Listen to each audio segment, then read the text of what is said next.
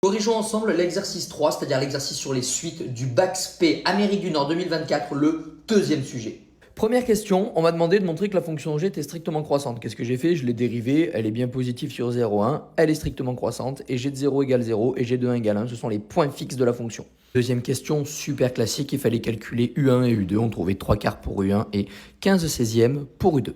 Troisième question, il fallait faire une démonstration par récurrence qui était super facile. Le seul élément, on va dire important ici, c'est de bien préciser que g est croissante. Donc quand je compose mon inégalité, que j'applique à mon inégalité la fonction g, eh bien le sens n'est pas changé. Eh bien g de un c'est un plus 1, g de un plus 1 c'est un plus 2, g de 0 on l'a calculé là-haut c'est 0 et g de 1 c'est 1. Donc la propriété non seulement elle est vraie et héréditaire, donc d'après le principe de récurrence, elle est vraie pour tout entier naturel n.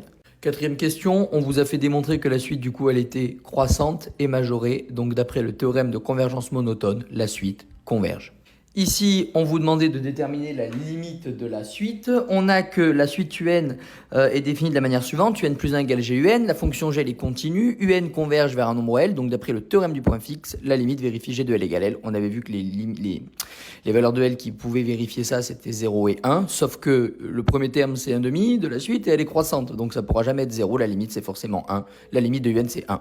Ici, on nous demandait de montrer que la suite Vn était géométrique. On me donnait une suite auxiliaire. Je calculais Vn plus 1. J'arrive à 2Vn en faisant des propriétés algébriques sur le logarithme népérien. Et je trouve le premier terme. On peut maintenant déterminer une formule explicite de Vn. Vn, ça va être V0 fois Q exposant n, donc ln de 1,5 fois 2 exposant n.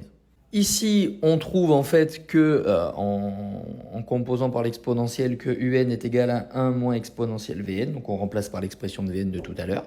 On voit que la limite ça étant négatif, la limite de ça c'est moins l'infini. Exponentielle moins l'infini 0, 1 moins 0. Par somme et par composition, on obtient 1 pour un, ce qui était cohérent avec ce que l'on avait trouvé tout à l'heure.